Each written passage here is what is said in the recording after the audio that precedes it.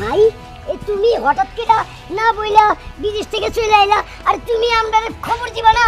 আমরা তো এয়ারপোর্টে যাইতাম। হ্যাঁ, ভেবেছিলাম যে তোদেরকে একটা খবর দেই, কিন্তু ভাবলাম যে আমি যদি তোদেরকে না বলে আসি তাহলে একটা সারপ্রাইজ দেওয়া হবে। কিন্তু আমার জন্য যে এত বড় সারপ্রাইজ অপেক্ষা করতেছে আমি কখনোই কল্পনা করতে পারি নাই। হ্যাঁ সালা বাবু ঠিক কইছো, তোমার লাগে বড় সারপ্রাইজ। তোমার লাগে কক্সবাজার যাবো ঘুরতে। থামো, আর একটা কথা বলবা না তুমি। এই তুমি না আমার দুলাভাই? দুলাভাই কি বড় ভাই? বড় ভাই মানে বাবার সমতুল্য।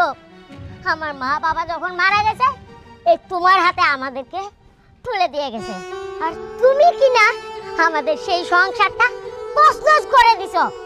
আমার এই ভাই, আমার একটা ছোট্ট ভাই থাকে দিনের পর দিন রাস্তায় ভিক্ষা করিয়ে না খাইয়ে রেখেছ। আর তোমাকে কি বলবো, তুমি তো পরের সন্তান। আমার বোনকে বিয়ে দিছি, আমার বোনকে নিয়ে চলে গেছো। এ ভাই, এই এই তুই না আমার রক্তের ভাই, আমরা না এক মায়ের পেটের সন্তান। তুই কি করে পারলি, তুই কি করে পারলি আমাদের ছোট ভাইকে রাস্তায় ছুঁড়ে ফেলে দিতে, আমাকে মেরে ফেলার প্ল্যান করতে? তোর বুকটা কি এইটুকু কাঁপে নাই যে ভাই কিনা দিনের পর দিন পরিশ্রম করে তোদের পেটে অন্ন দিতে, সেই ভাইকে তুই তুই খুন করতে চাইছস কেন? এই সম্পত্তির জন্য? আরে তোদের জন্য তো আমার সারা জীবনটাই দিয়ে দিয়েছি। এটা তো সামান্য সম্পত্তি। একবার চেয়ে দেখতি যে ভাই আমার সম্পত্তি লাগবে, আমি হাসি মুখে তোকে দিয়ে দিতাম, কিন্তু তুই সেটা করিস নাই, সেটা খরচ নাই। আমি খুব কষ্ট পাইছি টাইসন, তোর কাছ থেকে আমি কখনো এটা আশা করি নাই। ভাই আসলে আমি অনেক ভুল করছি, কিন্তু আমি এরকম ছিলাম না। আগে কত সুন্দর আমরা তিন ভাই একসাথে থাকতাম, একসাথে লেখাপড়া করতাম, একসাথে স্কুলে যাইতাম।